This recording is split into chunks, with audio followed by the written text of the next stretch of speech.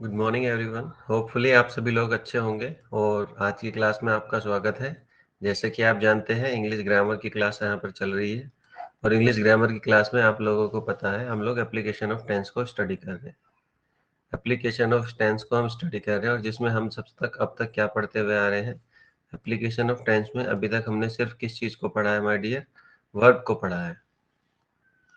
और वर्ब में आज हम अपनी लास्ट क्लास में पहुंच गए हैं। वर्ब के टॉपिक में हमने लगभग सारे टेंस को कवर कर लिया है और अब कुछ एडिशनल इन्फॉर्मेशन है जो आपको पता होनी चाहिए एप्लीकेशन ऑफ टेंस के रिगार्डिंग।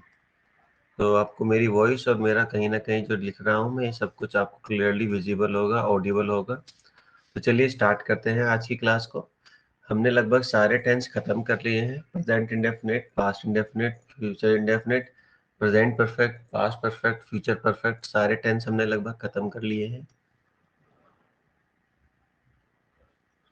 और अब जो हम देखेंगे डियर वो है एक्शन वर्ब और ये है नॉन एक्शन वर्ब। अब अगर मैं वर्ब की बात करूं तो वर्ब बेसिकली दो पार्ट में डिवाइड होती है। आपके सामने है एक एक्शन वर्ब और एक non action verb. Action verb क्या है?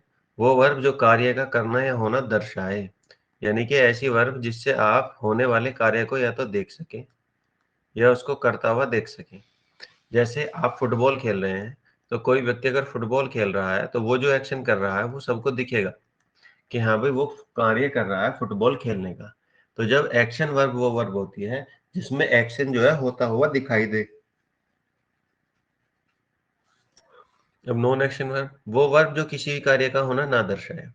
जैसे किसी भी कार्य का होना ना दर्शाए, जैसे सपोज कीजिए आप कह रहे हो I am think, I think आप सोच रहे हैं, आप बैठकर सोच रहे हैं। तो देखिए आपको वहां पर लगेगा कि सर सोचते हुए तो देखते लोगों को मैं बता सकता हूँ, लेकिन वास्तव में अगर किसी व्यक्ति को नहीं दे पता तो वो क्या सोच रहा है तो आप सोचते हुए उसको बता नहीं सकते कि वो सोच रहा है या कुछ और कर रहा है। जरूरी नहीं कि वो सोच ही रहा हो, ऐसा भी हो सकता है कि वो सोच ना रहा हो। तो ऐसी बहुत सारी वर्ब होती हैं जो ना तो कहीं ना कहीं एक्शन को दर्शाती हैं ना उनसे एक्शन का होना पता चलता।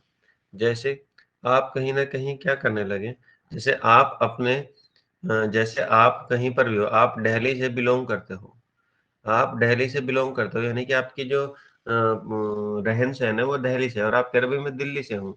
तो अब वो भी एक एक्शन होता है बिलोंग करना कहीं से। लेकिन आप देखेंगे, लेकिन आप उसको करते हुए दिखा नहीं सकते किसी को कि कोई जैसे फुटबॉल खेल रहा है, क्रिकेट खेल रहा है, खाना खा रहा है या फिर वो कहीं ना कहीं पढ़ रहा है, लड़ रहा है, उड़ रहा है, नहा रहा है। ये सब क्या है? एक्शन ऐसे हैं जो आपको होते हुए दिखाई देंगे। तो जो कार्य होता हुआ दिखाई दे वो एक्शन वर्ब होती है और जिससे कार्य होता हुआ ना दिखाई दे वो नॉन एक्शन वर्ब होती है। तो वो नॉन एक्शन वर्ब होती है माय डियर। अब इनमें फर्क क्या पड़ता है? एक्शन और नॉन एक्शन वर्ब होने से क्या फर्क पड़ता है जी? बहुत मेजर फर्क पड़ता है, मैं बता देता हूँ। ये जो एक्शन वर्ब है, जो भी एक्शन वर्ब होगी वो किसी भी टेंस में बन जाएगी। एक्शन वर्ब किसी भी टेंस में बन जाएगी, चाहे वो कॉन्टिन्यूअस टेंस हो, चाहे वो इंडेफिनिट टेंस हो, चाहे वो परफेक्ट टेंस हो, चाहे वो परफेक्ट कॉन्टिन्यूअस टेंस हो। वो किसी भी टेंस में कहीं ना कहीं क्या है? बन जाएगी। लेकिन नॉन एक्शन वर्ब की खास बात क्या है जो सबसे ज्यादा स्पेशल है इसके बारे में, कि never used in continuous form और एक्शन। ये कभी भी कॉन्टिन्यूअस टेंस में यूज नहीं होगी। नॉन एक्शन वर्ब यदि कोई है तो वो कभी भी कॉन्टिन्यूअस टेंस में नहीं हो सकती। कॉन्टिन्यूअस टेंस का मतलब है ना तो वो प्रेजेंट कॉन्टिन्यूअस में हो सकती, ना वो पास्ट कॉन्टिन्यूअस में हो सकती, ना वो फ्यूचर कॉन्टिन्यूअस में हो सकती, ना वो फ्यूचर कॉन्टिन्यूअस में हो सकती। इसी के साथ साथ ना तो प्रेजेंट परफेक्ट कॉन्टिन्यूअस में हो सकती, मतलब कॉन्टिन्यूअस का कोई सा भी टेंस है वो उसमें भी नहीं हो सकती।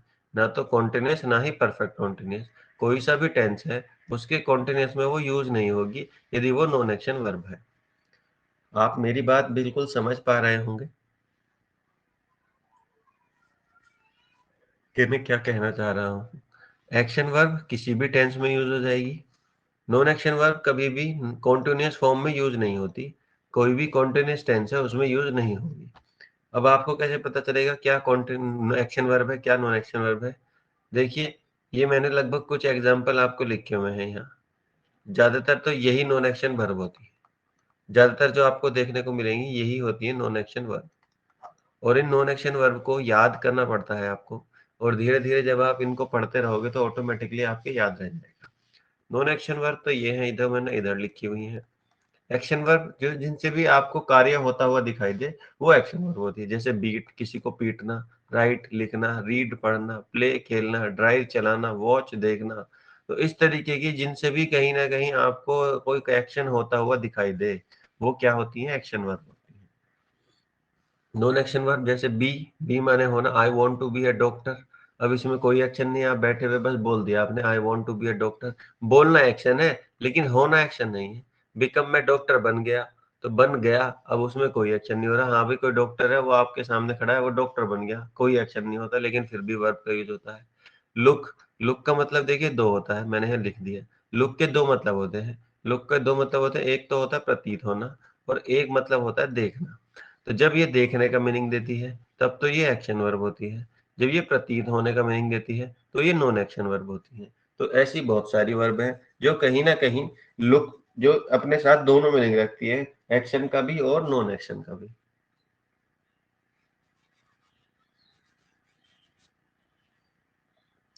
इसी तरीके से बिलोंग है, मैंने अभी बताया आपको। बिलोंग का मतलब होता है कहीं से रिलेटेड होना, संबंधित होना। ओन, आपके पास एक कार है, आप कह रहे हैं आई ओन दिस कार, तो आप उस कार के मालिक हैं। इसमें ना तो आप कोई एक्शन कर रहे, ना आप देखेंगे कार कोई एक्शन कर रही।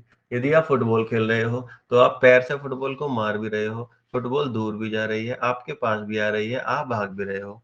जब आप ओन कर रहे हो किसी चीज को, तो ना तो कार आपके गले में लिपट जा रही है आके, ना कार डांस कर रही, ना कार अपने आप दूर जा रही, ना पास आ रही, तो कोई एक्शन नहीं होता माय डियर, तो इसीलिए नॉन एक्शन है।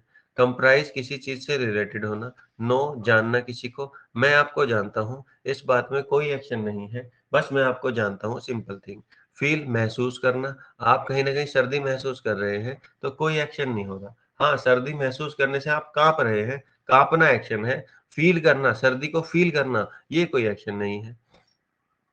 टर्न, टर्न का मतलब होता है बारी। एक तो होता है मुड़ना, एक होता है टर्न। टर्न मतलब बारी, अब उसकी बारी है। तो जब उसकी बारी है, now it's turn, now his turn.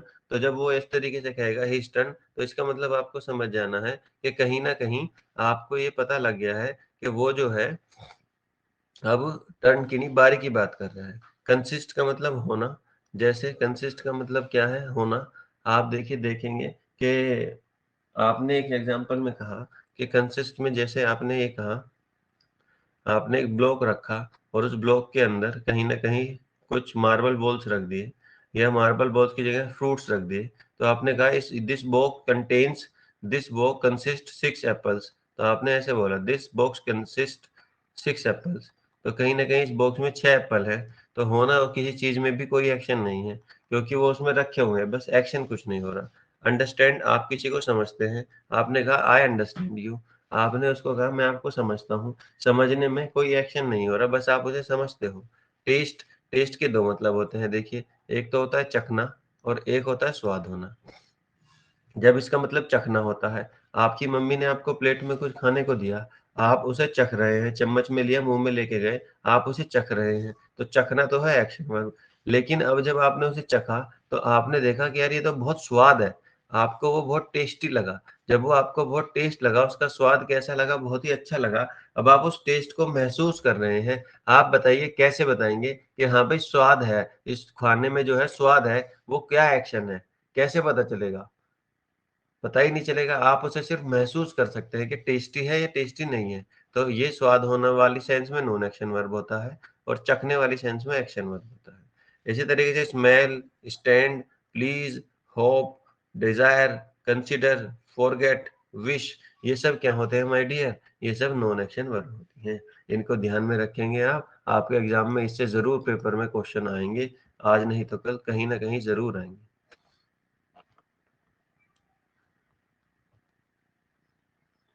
देखिए, ऐसे ही एक स्टैंड भी है वर्ब, स्टैंड भी एक ऐसी वर्ब है। स्टैंड भी एक ऐसी वर्ब है माय डियर, जो क्या कहती है, इसके भी 2 मतलब है, एक तो होता है खड़े होना, एक होना स्थित होना। जैसे आप कह रहे हो मेरा घर पूरब में स्थित है, मेरा घर ईस्ट में स्थित है। My house stands in the east. मेरा घर ईस्ट में स्थित है। तो जब वो घर ईस्ट में स्थित है, तो इसका मतलब वो कोई एक्शन तो कर नहीं रहा, एक्शन कर नहीं रहा। आज जैसे आपके घर के दोनों तरफ गलियां हैं, तो भाई मेरा घर आज तो इस तरफ को फेस करके रखा है और अगले दिन देखूंगा सुबह को उठा तो मैं इस तरफ को फेस कर जाता है। ऐसा नहीं होता क्योंकि कोई एक्शन नहीं होता। वो वहां स्थित है तो बस है, एक्शन कुछ नहीं हो रहा। तो जब नो स्थित होने वाली सेंस होती है तो नॉन एक्शन वर्ब होता है, और जब खड़े होने वाली सेंस होती है तो एक्शन वर्ब होती है। जैसे I am standing here, you are standing there, या he is standing at the gate for 2 hours, वो 2 घंटे से गेट पर खड़ा है। तो खड़े होने वाली सेंस में ये क्या हो जाता है, एक्शन वर्ब हो जाता है। होपफुली आपको एक्शन और नॉन एक्शन वर्ब के बीच का डिफरेंस समझ आया होगा, और मैंने कुछ एग्जांपल्स के रूप में आपके सामने ये वर्ब भी लिखी हुई हैं, जिससे आपको एक हल्का सा आइडिया मिलेगा माय डियर कि किस तरीके से ये काम करती है।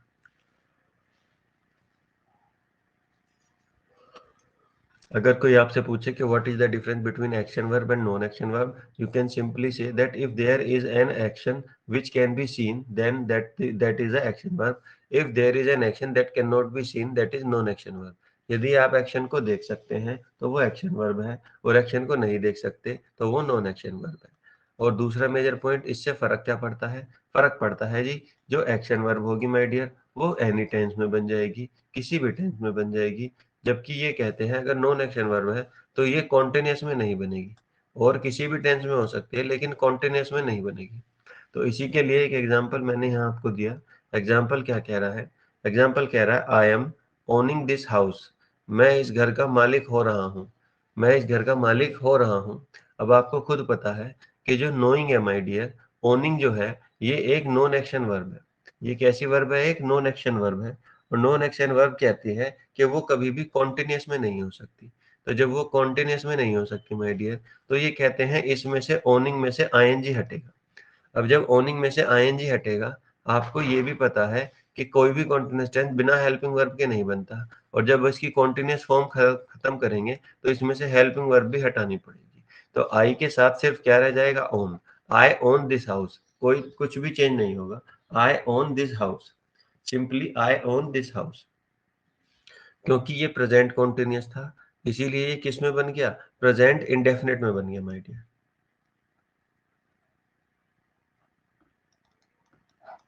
प्रेजेंट इंडेफिनिट में पहुंच गया। तो प्रेजेंट का टेंस है तो प्रेजेंट में ही रहेगा, पास्ट में नहीं जाएगा, फ्यूचर में नहीं जाएगा। तो आई एम ओनिंग, इसकी कॉन्टिन्यूअस टेंस खत्म करनी है, और कॉन्टिन्यूअस टेंस खत्म करने के लिए इसमें हेल्पिंग वर्ब हटानी पड़ेगी, और वर्ब में से आईएनजी हटानी पड़ेगी। तो ये हो जाएगा आई ओन दिस हाउस, सिंपल। एक और एग्जांपल देखते हैं, देखिए।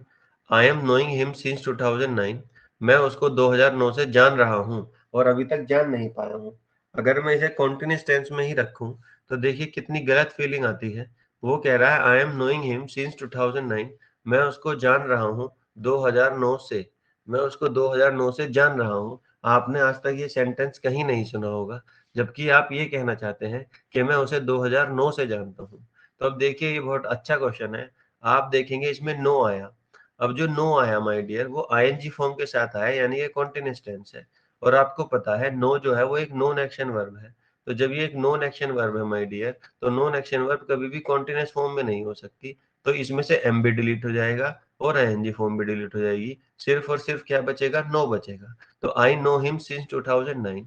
अब मुझे पता है मैंने इसकी कॉन्टिन्यूअस टेंस तो खत्म कर दी, लेकिन आपको पता है ये जो वर्ब की फर्स्ट फॉर्म है ये इंडेफिनिट टेंस में आती है, क्योंकि टेंस प्रेजेंट है। तो ये कौन सा टेंस है? Present indefinite. तो आई नो हिम सिंस 2009। अब आपने देखा यार इंडेफिनिट टेंस है और उसके साथ सिंस 2009 दे रखा है। सिंस 2009 का मतलब है टाइम एक्सप्रेशन। किसी भी समय के पहले जब सिंस या फॉर दिया हो तो उसे टाइम एक्सप्रेशन बोलते हैं माय डियर। तो इंडेफिनिट टाइम और टाइम एक्सप्रेशन, इंडेफिनिट टेंस और टाइम एक्सप्रेशन मिलकर क्या बनाते हैं my dear?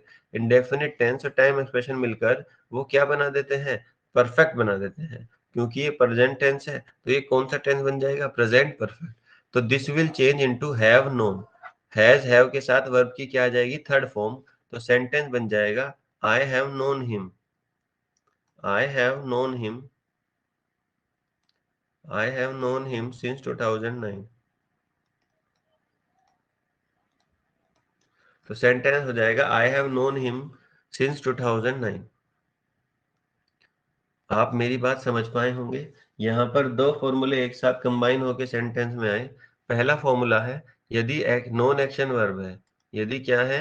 Non action verb है, तो नॉन एक्शन वर्ब कभी भी कॉन्टिन्यूस टेंस में नहीं हो सकती, तो इसकी कॉन्टिन्यूस फॉर्म करके इसे सिंपल इंडेफिनिट में बनाया गया, नो में। I know him since 2009। अब क्योंकि ये इंडेफिनिट टेंस है और यहाँ सिंस के साथ 2009 दे रखा है, तो इसका मतलब ये क्या हो गया, टाइम एक्सप्रेशन हो गया। तो जब ये टाइम एक्सप्रेशन और इंडेफिनिट टेंस मिलते हैं, टाइम एक्सप्रेशन और इंडेफिनिट टेंस मिलते हैं, तो ये सेंटेंस को प्रेजेंट परफेक्ट में चेंज कर देते हैं। और प्रेजेंट परफेक्ट कहता है कि मेरे साथ नो नहीं आएगा, मेरे साथ हैव के साथ थर्ड फॉर्म आएगी, तो हैव नोन हो जाएगा। तो I have known him since 2009। तो ये सेंटेंस इस तरीके से करेक्ट हो जाएगा। क्या आपको मेरी बात समझ आ रही है? निशित, इज एवरीथिंग क्लियर नाउ? चलिए नेक्स्ट चलते हैं।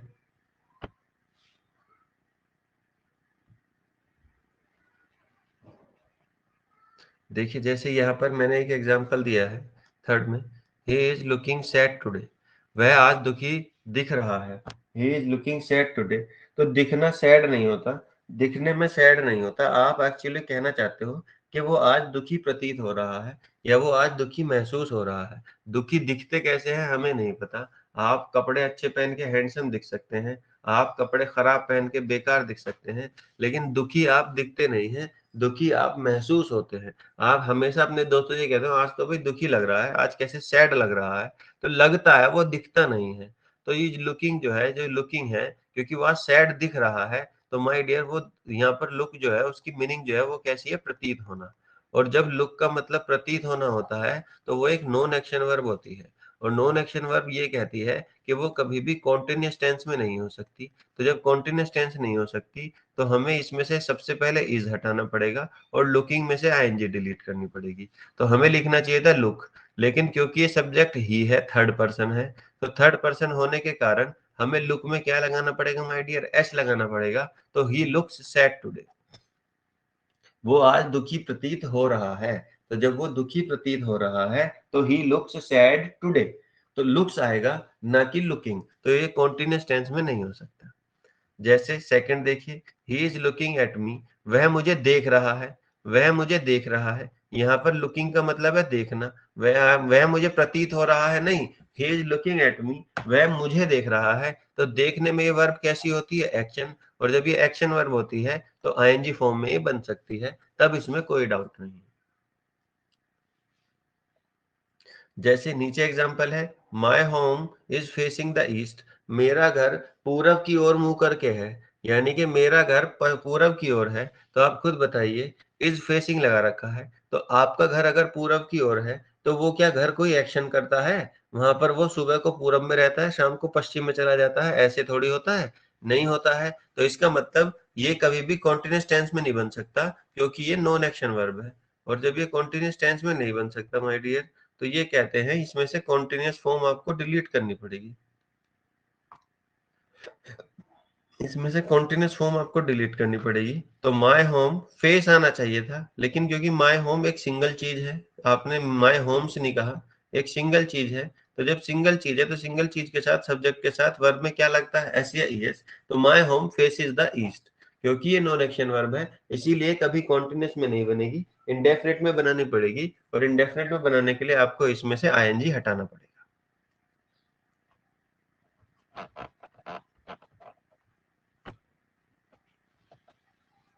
ये था नॉन एक्शन और एक्शन वर्ब वाला पार्ट निषद।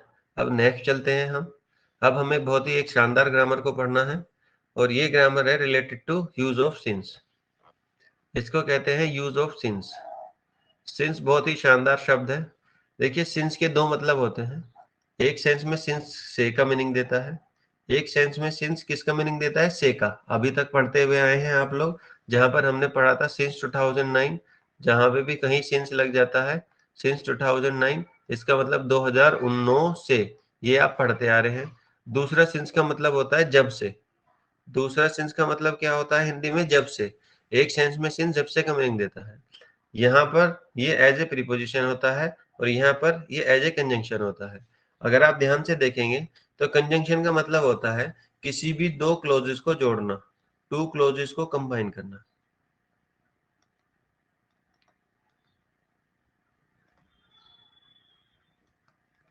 आप अब समझेंगे।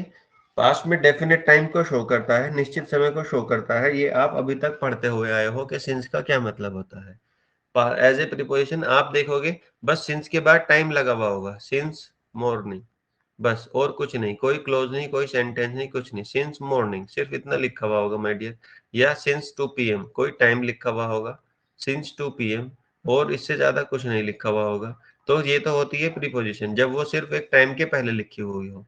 लेकिन कंजंक्शन का काम होता है दो क्लोज को कंबाइन करना, यानी कि जोड़ना। तो एक क्लोज पहले होती है, एक क्लोज बाद में होती है, और बीच में क्या लिखा होता है माय डियर, सिंस लिखा हुआ आता है। जब दो क्लोज हो, एक बाद में और एक पहले, और सिंस बीच में हो, तो ये हमेशा मीनिंग किसका देगा, जब से का मीनिंग देगा। और जब ये जब से का मीनिंग देगा तो ये एज ए कंजंक्शन काम करेगा दो क्लोजेस के बीच में। देखिए इंपॉर्टेंट बात, इन बोथ सेंस, चाहे वो कंजंक्शन हो, चाहे वो कहीं ना कहीं प्रीपोजिशन हो, दोनों ही टाइम में सिंस किसको डिनोट करता है, टाइम एक्सप्रेशन को। जैसे अब आपने कहा एग्जांपल ये आप करते हुए आए हो, I have been living in Meerut since 2005, मैं 2005 से मेरठ में रह रहा हूँ। तो आप 2005 से मेरठ में रह रहे हैं, तो आप देखेंगे ये जो सिंस है, इस सिंस का जो मतलब है वो यहाँ पर क्या निकलेगा, से निकलेगा। मैं मेरठ में रह रहा हूँ कब से, 2005 से, 2005 से, 2005 से। तो से का मीनिंग देता है ये। तो जब ये से का मीनिंग देता है तो ये आपको पता ही है टाइम एक्सप्रेशन तो होता ही है, इसमें कोई डाउट नहीं है। अब हमें जो पढ़ना है माय डियर, अब हमें पढ़ना है सिंस जब कंजंक्शन होगा। एग्जाम्पल 2, सिंस जब कंजंक्शन होगा तो कंजंक्शन का मतलब होता है दो क्लोजेस को जोड़ना। दो क्लोजेस को जोड़ने से मेरा मतलब है एक क्लोज सिंस से पहले होगी और एक क्लोज सिंस के क्या होगी, बाद होगी। दो क्लोजेस को जब ये जोड़ेगा तो आप हमेशा ध्यान रखेंगे, सिंस कंजंक्शन के रूप में दो क्लोजेस को जोड़ता है तो पहले एक उससे पहले क्लोज होगी, एक उसके बाद में क्लोज होगी। बस ये चीज आपको याद रखनी है कि सिंस से पहले जो क्लोज होगी वो या तो प्रेजेंट परफेक्ट कॉन्टिन्यूअस में होगी या प्रेजेंट परफेक्ट में, और सिंस के बाद वाली क्लोज हमेशा ही किस में होगी माय डियर, पास्ट इंडेफिनिट में होगी। एक बार मैं दोबारा अपनी बात रिपीट कर दे रहा हूं, सिंस यदि किसी दो क्लोजेस के बीच में आएगा तो इससे पहले या तो टेंस आएगा प्रेजेंट परफेक्ट कॉन्टिन्यूअस या प्रेजेंट परफेक्ट, और सिंस के बाद कोई कंफ्यूजन नहीं, हमेशा ही क्या आएगा, पास्ट इंडेफिनिट आएगा। अब वो प्रेजेंट परफेक्ट कॉन्टिन्यूअस होगा या प्रेजेंट परफेक्ट होगा, ये डिपेंड करता है कि वो सेंटेंस कैसा दिया गया है। यदि इंडेफिनिट है तो उसे परफेक्ट बना देंगे, कॉन्टिन्यूअस है तो प्रेजेंट परफेक्ट कॉन्टिन्यूअस बनेगा। कॉन्टिन्यूअस टेंस कॉन्टिन्यूअस में चेंज होता है, इंडेफिनिट टेंस परफेक्ट में चेंज हो जाता है। जैसे अब देखिए यहाँ पर इन्होंने दिया, I did not meet him since I left home, मैं उससे नहीं मिला, मैंने जब से क्या है, घर छोड़ा। अब देखिए सिंस लिखा हुआ है, अब सिंस का आप यहाँ पर से मीनिंग नहीं निकाल पाएंगे चाहे कितने ही आप कोशिश कर ले। I did not meet him, मैं उससे नहीं मिला, से मैंने घर छोड़ा, आई लेफ्ट होम, से नहीं आएगा मीनिंग। आप ये कहना चाहते हो मैं उससे नहीं मिला जब से मैंने घर छोड़ा है। तो देखिए जब भी सिंस दो क्लोजेस के बीच में आएगा तो आप पाएंगे कि इसका मीनिंग हमेशा ही क्या आएगा, जब से। अब आपको ध्यान रखना है कि ऊपर आपने पढ़ा सिंस है, उसके पहले, सिंस के पहले माय डियर कौन सा टेंस आएगा, सिर्फ प्रेजेंट परफेक्ट कॉन्टिन्यूअस या प्रेजेंट परफेक्ट, और सिंस के बाद क्या आएगा, हमेशा पास्ट इंडेफिनिट। अब देखिए सिंस के बाद एक क्लोज है, सिंस के पहले एक क्लोज है, दो सेंटेंस लिखे हुए हैं। अब सिंस के बाद वाली क्लोज को आप देखेंगे तो यहाँ लीव की सेकंड फॉर्म लिखी हुई है, लेफ्ट, और सेकंड फॉर्म आप पढ़ते हुए आए हैं सिर्फ पास्ट इंडेफिनिट में आती है। तो सेकंड जो क्लोज है, जो सिंस के बाद वाली क्लोज है, वो तो पास्ट इंडेफिनिट में है। तो पास्ट इंडेफिनिट में होने की वजह से ये वाली क्लोज तो करेक्ट हो गई। अब सिंस के पहले वाली क्लोज पे चलें। सिंस के पहले वाली क्लोज प्रेजेंट परफेक्ट कॉन्टिन्यूअस या प्रेजेंट परफेक्ट में होनी चाहिए। अब आपने देखा ये भी पास्ट इंडेफिनिट में है क्योंकि डिड के साथ वर्ब की फर्स्ट फॉर्म दे रखी है। डिड के साथ वर्ब की क्या दे रखी है, फर्स्ट फॉर्म दे रखी है माय डियर। तो डिड के साथ फर्स्ट फॉर्म का मतलब है पास्ट इंडेफिनिट। तो पास्ट इंडेफिनिट है, मैंने अभी बताया यदि इंडेफिनिट है तो परफेक्ट में चेंज कर दो, कॉन्टिन्यूअस है तो परफेक्ट कॉन्टिन्यूअस में चेंज कर दो। क्योंकि ये पास्ट इंडेफिनिट है, हमें यहाँ पर क्या चाहिए, परफेक्ट होना चाहिए टेंस। तो ये डिड नॉट मीट रॉन्ग हो जाएगा और इसकी जगह पे क्या आ जाएगा, हैव नॉट मेट। क्योंकि हमें ये किस में बनाना पड़ेगा, प्रेजेंट परफेक्ट में। प्रेजेंट परफेक्ट में क्यों बनाया, क्योंकि टेंस इंडेफिनिट है। इंडेफिनिट टेंस यदि दिया हुआ है तो उसे प्रेजेंट परफेक्ट में ही बनाएंगे।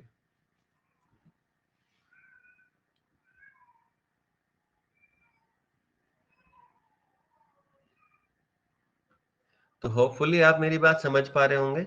नहीं समझ पा रहे, मैं एक बार दोबारा से रिपीट कर देता हूँ। देखिए, सिंस यहाँ पर मीनिंग दे रहा है जब से का, और जब ये जब से का मीनिंग देता है तो ये दो क्लोजेस को जोड़ता है, एक इसके बाद होती है, एक इसके पहले होती है। अब इसकी कहानी क्या है, यदि सिंस के बाद कोई क्लोज आ सकती है तो वो हमेशा पास्ट इंडेफिनिट में आएगी। सिंस के पहले कोई क्लोज है तो वो हमेशा प्रेजेंट परफेक्ट कॉन्टिन्यूअस या प्रेजेंट परफेक्ट में ही आएगी। प्रेजेंट परफेक्ट कॉन्टिन्यूअस या प्रेजेंट परफेक्ट में ही आएगी। अब यदि कोई भी इंडेफिनिट टेंस है तो उसे प्रेजेंट परफेक्ट में बनाना है। अब यदि कोई कॉन्टिन्यूअस टेंस है तो उसे प्रेजेंट परफेक्ट कॉन्टिन्यूअस में बनाना है। इंडेफिनिट कोई सा भी हो, पास्ट प्रेजेंट फ्यूचर, वो प्रेजेंट परफेक्ट में बनेगा। कॉन्टिन्यूअस कोई सा भी हो, वो प्रेजेंट परफेक्ट कॉन्टिन्यूअस में बनेगा। अब सिंस के बाद आपने देखा यहाँ तो लेफ्ट है, सेकंड फॉर्म है, ये तो करेक्ट है। लेकिन सिंस के पहले आपने देखा डिड नॉट मीट है, ये तो पास्ट इंडेफिनिट है। अब आपको पता है यहाँ पर दो ही टेंस आ सकते हैं, या तो प्रेजेंट परफेक्ट कॉन्टिन्यूअस या पास्ट प्रेजेंट परफेक्ट। तो पास्ट इंडेफिनिट है तो ये गलत है। यहाँ पर अब आपको लगाना पड़ेगा प्रेजेंट परफेक्ट, और प्रेजेंट परफेक्ट कहता है कि मेरे साथ आएगा हैव नॉट मेट, वर्ब की थर्ड फॉर्म हैज हैव के साथ। तो इसीलिए आपने देखा हैव नॉट मेट आएगा। एक और देख लीजिए, कई बार क्या होता है, सिंस को उठा के बीच में से उठा के स्टार्टिंग में रख देते हैं, यानी कि क्लोज को उठा के, इतनी क्लोज को उठा के आगे रख दिया, शुरू में रख दिया, तो फिर कोमा लगा देते हैं। इसका मतलब यही होता है कि ये बीच में है। तो अब सिंस के बाद वाली क्लोज ये है और सिंस से पहले वाली क्लोज ये है। सिंस को जब स्टार्टिंग में रख देंगे तो जो सिंस के साथ क्लोज है उसे तो बोलते हैं सिंस के बाद वाली क्लोज, और जो अलग क्लोज है उसे बोलते हैं सिंस के पहले वाली क्लोज। तो अब देखिए, जो सिंस के बाद है वो पास्ट इंडेफिनिट में होनी चाहिए। कंप्लीट की सेकंड फॉर्म कंप्लीटेड दी हुई है तो ये पास्ट इंडेफिनिट में ही है, तो ये तो करेक्ट होगी। अब जो सिंस के पहले वाली क्लोज है जो बाद में लिखी है कंफ्यूज करने के लिए, उसमें लिखा है I am doing job in Delhi. Am doing they रखा है। एम डूइंग का मतलब क्या है माय डियर, कि आप कॉन्टिन्यूअस टेंस में है। लेकिन हमें पता है कॉन्टिन्यूअस टेंस नहीं, प्रेजेंट परफेक्ट कॉन्टिन्यूअस ये टेंस होना चाहिए। और प्रेजेंट परफेक्ट कॉन्टिन्यूअस कहता है मेरे साथ एम नहीं, हैव बीन डूइंग आएगा, हैव बीन डूइंग। तो एम को हटा के आपको क्या लगाना पड़ेगा, हैव बीन लगाना पड़ेगा।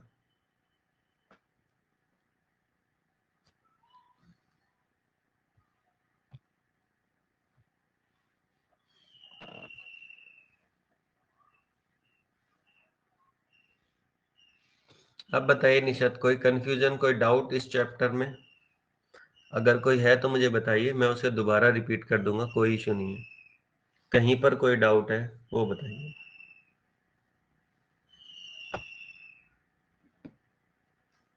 No doubt. चलिए, थैंक यू सो मच। आपको कोई डाउट नहीं है। कोई भी दिक्कत होगी तो मैं हमेशा यहाँ हूँ, कोई डाउट आपको आता है उसके लिए भी यही हूँ, कोई टेंशन नहीं। ये एक छोटा सा पार्ट था जो रह गया था कल। अब देखिए, आज आपका एप्लीकेशन ऑफ टेंस लगभग पूरा कंप्लीट हो गया है। अब इसमें कोई ऐसी बात नहीं बची है जो आपको पता होनी चाहिए और आपको पता ना हो। मैंने कोई कसर नहीं छोड़ी है अपनी तरफ से। अब आप दुनिया के किसी भी टीचर से पढ़िए, मैं गारंटी देता हूँ, दुनिया के किसी भी टीचर से पढ़िए, दुनिया की कोई भी बुक पढ़िए, आपको जो मैंने बताया है, जो मैंने पढ़ाया है, इसके बाहर कुछ भी नहीं मिलेगा। आप चाहें तो ट्राई करके देख लीजिएगा। आप लाइफ में कभी ना कभी दोबारा किसी से ज़रूर पढ़ेंगे। यदि आपने एप्लीकेशन ऑफ टेंस जैसे मैंने आपको पढ़ाया है, वो आपने पढ़ लिया और कहीं न कहीं उसको प्रैक्टिस कर ली, तो आप देखेंगे कि you will have no doubt, you will have no question wrong related to application of tense. ये मेरा आपको कहीं न कहीं आश्वासन है। आप कहीं से भी पढ़िए, नई चीज़ें इसमें देखने को मिल जाएँगी, लेकिन वो इसी के आधार पर होंगी जो हमने पढ़ा है। इसके अलावा कुछ नहीं नया मिलेगा। 1-2 कोई बात वर्ब नहीं मिल जाएगी, कोई एग्ज़ाम्पल नया मिल जाएगा, और कहीं पर आपको कोई परेशानी इसमें देखने को नहीं मिलेगी। थैंक यू सो मच निशत। मेरी तरफ से ये आज कंप्लीट है। आपको पूरे चैप्टर में स्टार्टिंग से लेके आज तक यदि कोई भी डाउट है तो आप मुझसे पूछ सकते हैं। अगर कोई ऐसी चीज़ है जो आपको समझ नहीं आई वो भी पूछ सकते हैं। मैं आपको उसे कंप्लीटली बता दूंगा। कोई दिक्कत नहीं है। फिर भी अभी मेरे पास थोड़ा-सा समय है, मैं आपको एक बार रिपीट करा देता हूँ। आप बस इसे सुनिए, आपको समझ में आएगा कि आपको क्या-क्या चीज़ें पता है। मैं बता रहा हूँ, जैसे सबसे पहले हमने एप्लीकेशन ऑफ टेंस को शुरू किया। एप्लीकेशन ऑफ टेंस में हमने टाइम, एडवर्ब और एक्शन को पढ़ा। टाइम में हमने पढ़ा पॉइंट ऑफ टाइम और टाइम एक्सप्रेशन को। पॉइंट ऑफ टाइम वो टाइम होता है जिसमें हम कहीं न कहीं आप जानेंगे पर्टिकुलर टाइम को, डेट को निश्चित करते हैं, और टाइम एक्सप्रेशन वो होता है जिसमें टाइम सिंस या फॉर के बाद दिया हो। सिंस डेफिनिट टाइम के आगे आता है या नाम हो उस टाइम का उससे पहले, और फॉर जो है वो इंडेफिनिट टाइम के आगे या काउंटिंग से पहले आता है। कुछ एडवर्ब्स होती हैं, वो सॉरी कुछ एक्सप्रेशन होती हैं, all along the day, throughout the day, the whole day, ये कुछ एक्सप्रेशन होती हैं जो सेंटेंस में टाइम एक्सप्रेशन का काम करती हैं। उसके बाद हमने पढ़ा कोई भी कॉन्टिन्यूअस टेंस है और उसके साथ यदि पॉइंट ऑफ टाइम आ गया तो वो परफेक्ट कॉन्टिन्यूअस में बदल जाता है। इसके बाद हमने present continuous, present perfect continuous, future continuous, future perfect continuous, past continuous, past perfect continuous को पढ़ा, उसके एग्जांपल्स को पढ़ा। उसके बाद हमने कुछ एडवर्ब्स पढ़ी, जैसे कुछ एडवर्ब्स आप लोगों ने पढ़ी, एट प्रेजेंट, प्रेजेंटली, स्टिल, ये सेंटेंस को कॉन्टिन्यूअस टेंस में ले जाती हैं। इसके बाद आपने कुछ एडवर्ब्स पढ़ी जिसको आपको कहीं ना कहीं ये सारी चीजें पता चली। उसके बाद आपने प्रेजेंट इंडेफिनिट और प्रेजेंट परफेक्ट को पढ़ा। प्रेजेंट इंडेफिनिट चार चीजों को डिनोट करता है, habit, regular action, custom, general truth. और प्रेजेंट परफेक्ट किस चीज को डिनोट करता है, जब कार्य अभी अभी हुआ हो या अभी तक ना हुआ हो, वो उसको डिनोट करता है। प्रेजेंट इंडेफिनिट में आपने एग्जांपल्स देखे जिसमें हम रेगुलर एक्शन और हैबिट्स को पढ़ते हैं। प्रेजेंट परफेक्ट में कोई कार्य अभी अभी हुआ या अभी तक हुआ उसको पढ़ते हैं। हैज, हैव के साथ प्रेजेंट परफेक्ट में थर्ड फॉर्म आती है, और प्रेजेंट इंडेफिनिट में वर्ब की फर्स्ट फॉर्म में फर्स्ट फॉर्म आती है, या उसमें एस या ईएस आता है। उसके बाद आपने कुछ एडवर्ब पढ़ी, रेयरली, जनरली, न्यूट्रली, जनरली, और समटाइम्स, नेवर, यूजुअली, ऑफन। ये जिस भी सेंटेंस में आएगी वो इंडेफिनिट टेंस में बदल जाता है, कॉन्टिन्यूअस में नहीं रहता, तो वो आपने चेंज किया। इसके बाद आपने कुछ एडवर्ब्स और पढ़ी, जैसे ever, just, just now, till, till now, so far, to this moment, of late, lately, ये एडवर्ब पढ़ी। यदि ये किसी सेंटेंस में आ जाती हैं तो वो सेंटेंस को किस में ले जाता है माय डियर, वो ले जाता है आपका प्रेजेंट परफेक्ट में। उसके बाद आपने पास्ट इंडेफिनिट और पास्ट परफेक्ट को पढ़ा। पास्ट इंडेफिनिट में आपने पढ़ा कोई भी अगर पास्ट में एक सिंगल एक्शन हुआ तो वो पास्ट इंडेफिनिट में बनेगा, और यदि पास्ट में कोई दो एक्शन हुए तो वो पास्ट परफेक्ट में बनेंगे। दो एक्शन में आपको ये याद रखना था कि दो एक्शन एक दोनों अगर एक साथ हो रहे हैं तो दोनों प्रेजेंट पास्ट इंडेफिनिट में बनेंगे। यदि एक पहले और एक बाद में हो रहा है तो पहले होने वाला एक्शन पास्ट परफेक्ट में बनेगा और बाद में होने वाला एक्शन पास्ट इंडेफिनिट में बनेगा। इसके बाद आपने फ्यूचर इंडेफिनिट और फ्यूचर परफेक्ट को पढ़ा। फ्यूचर इंडेफिनिट में मतलब है काम आने वाले समय में होगा, और फ्यूचर परफेक्ट का मतलब है काम आने वाले समय में पूरा होने की उम्मीद है। कहीं ना कहीं दोनों में जो डिफरेंस है वो टाइम बाउंड का डिफरेंस है। यदि बाय या बिफोर दे रखा है सेंटेंस में तो वो बनता है माय डियर फ्यूचर परफेक्ट में। बाय या बिफोर नहीं दे रखा तो वो बनता है फ्यूचर इंडेफिनिट में। इसी से आपने ये भी पढ़ा कि जो काम फ्यूचर में आने वाले समय में होगा वो फ्यूचर इंडेफिनिट, और जो आने वाले समय तक पूरा हो जाएगा वो फ्यूचर परफेक्ट।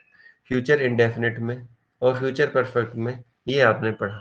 इसके अलावा फ्यूचर में यदि दो काम हो तो वहां पर भी कॉन्सेप्ट लगता है पहले काम का और बाद वाले काम का। जो काम पहले होगा वो बनेगा फ्यूचर परफेक्ट में, और जो काम बाद में होगा वो बनेगा प्रेजेंट इंडेफिनिट में। ये उस वाली क्लास का सबसे इम्पोर्टेंट पॉइंट था, क्योंकि जनरली क्या होता है जैसे पास्ट में दो एक्शन है तो पास्ट परफेक्ट में अर्लियर एक्शन बनता है और पास्ट इंडेफिनिट में लेटर एक्शन बनता है। सबसे ज्यादा क्वेश्चन इसी फ्यूचर परफेक्ट से इसलिए आते हैं क्योंकि लोगों को पता नहीं होता, क्योंकि वो सोचते हैं कि अगर लेटर एक्शन है तो वो फ्यूचर इंडेफिनिट में बनेगा, प्रेजेंट इंडेफिनिट में क्यों बनेगा, जबकि सेंस आप निकालोगे तो वो प्रेजेंट इंडेफिनिट में बनना चाहिए था। ये आपने पढ़ा। इसके बाद आज हमने पढ़ा कि कहीं न कहीं एक्शन वर्ब होती है और नॉन एक्शन वर्ब होती हैं।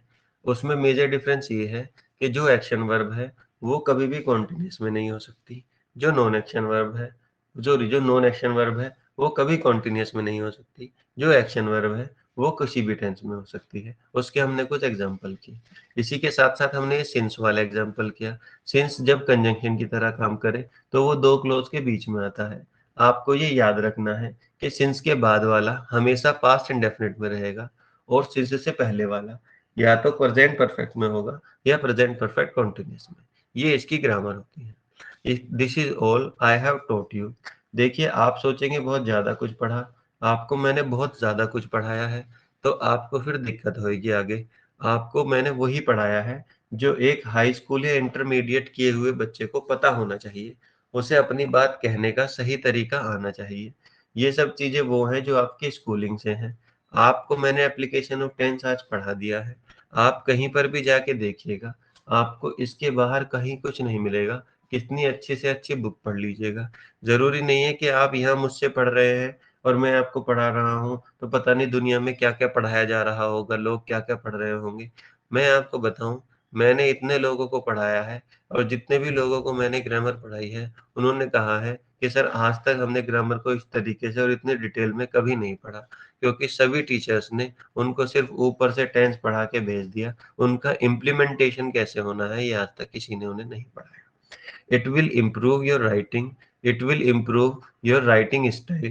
It will make your essay or your letters or your sentences more efficient. Or now when you will type on WhatsApp, Facebook, anywhere, you will see that am I using a right grammar or not? Am I taking everything right or wrong? So this will definitely improve your communication skill as well and your writing skill as well.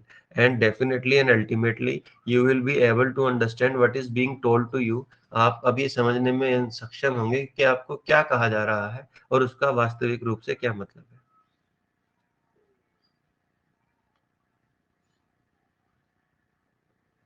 काफ़ी easy way भी है ये। हाँ, easy करना ही तो teacher का काम है। टीचर का काम ही क्या है? अगर कोई आपसे पूछे why do you want to become teacher? Just simply say that I want to solve difficult problem in a simple way. कि मैं सिर्फ़ डिफिकल्ट प्रॉब्लम को सिंपल तरीके से सॉल्व करना चाह रहा हूँ या चाह रही हूँ। तो माय डियर, अगर आप देखेंगे तो मैंने चैट में और कहीं न कहीं स्टडी वाले उसमें भी कहीं न कहीं मटेरियल में इसका कल ही क्वेश्चन पेपर डाल दिया था, क्योंकि कल लगभग ये कोर्स कंप्लीट हो गया था, आज एक क्लास रह गई थी। तो आप लोग उसे डाउनलोड कर लीजिएगा और टीचमेंट ऐप अपडेट हो गई है, आपको एक नई ऐप डाउनलोड करनी पड़ी होगी, उसका मैसेज भी आपको मिल गया होगा। अब वो पुरानी ऐप काम नहीं करेगी, नई वाली ऐप ही आपके लिए काम करेगी। तो कल आपको हो सकता है इसी वजह से प्रॉब्लम हुई हो जॉइन करने में या क्लास के नोटिफ़िकेशन आने में। तो अभी आपको बिल्कुल कि ईज़िली ये कन्फर्म हो गया है कि आपको ये नए वाली ऐप अपने फ़ोन में रखनी है। सब कुछ इसमें मिल जाएगा, आपको रिकॉर्डिंग सेक्शन वगैरह सब है। तो वो आपको पेपर मिल गया होगा, वो क्वेश्चन्स आपको सॉल्व करने हैं। एब्सेंट नहीं होना है कल की क्लास में बिल्कुल भी, क्योंकि जितना इम्पोर्टेंट मेरा ये पढ़ाना है, उससे ज़्यादा इम्पोर्टेंट जो क्वेश्चन्स मैंने आपको दिए हैं, उनको सॉल्व कराना है। तो आपसे उम्मीद है कि आप लोग अपने क्वेश्चंस को अच्छे से कीजिएगा और कल जब मैं आपसे कहीं न कहीं क्वेश्चन पूछूँगा, तो आप उसके आंसर दे पाएँ। पूरा टाइम दीजिएगा, नोट्स जो ये रखे हैं पीडीएफ के इन्हें रखिएगा। जो-जो वर्ड्स मैंने लिखवाए हैं, जो-जो ग्रामर मैंने लिखवाई है, वो उसी से रिलेटेड क्वेश्चन्स हैं, आप आसानी से उसे सॉल्व कर पाएँगे। जब आप उन्हें सॉल्व कर पाएँगे, तो आप दुनिया की किसी भी बुक से टेंस के क्वेश्चन उठाइएगा, आप आसानी से उन्हें सॉल्व कर पाएँगे। तो इसी के साथ आज की क्लास मैं यहीं पर ख़त्म करता हूँ। If you want to ask anything you can ask, otherwise I will leave the class now.